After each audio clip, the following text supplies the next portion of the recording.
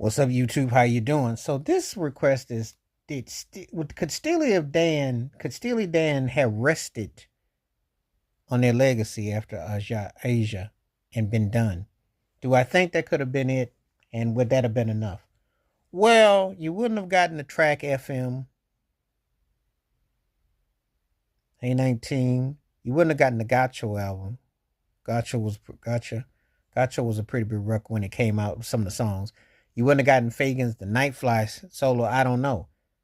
But as far as the group go, I don't know. I don't know if the band, I don't know if that would have impacted that or not. But Gacho, some people like Gacho a lot, some don't. Asia was a happening album, though. I mean, where do I begin? Um, the musicianship was tight, of course. I mean, you had Michael McDonald doing background vocals. Joe Sample from the Crusaders was playing on the keyboards. There's a lot of great, strong saxophone riffs, runs.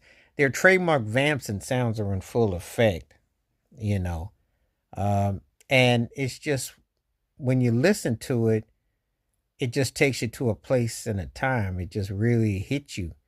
It's just really what I call a pros pro type of a record.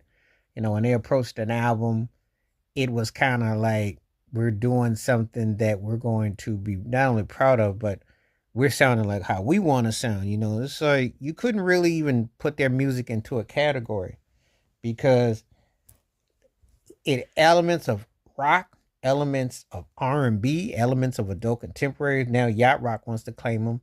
Um, Pop, of course. They had a distinctive sound. No one sounded like Steely Dan. And then when you get to lyrical content, when you hear Josie, that's crazy.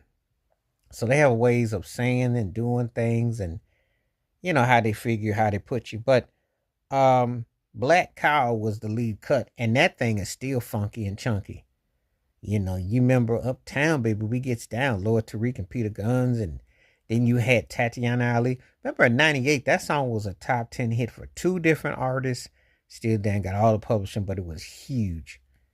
So you don't forget stuff like that. That was the mark of the beast right there. That was a distinctive record. Black Cow was a crazy cut. And then we get to Deacon Blues, which was one of the coldest. Crimson Tide, one of them songs that you just can't begin to put into words. And they just had a way of just bringing it. So when taking the jazz funk sensibilities with the pop appeal, and it's kind of hard. Like when you go back and you listen to the records, I got the news, you hear this record and you're like really are blown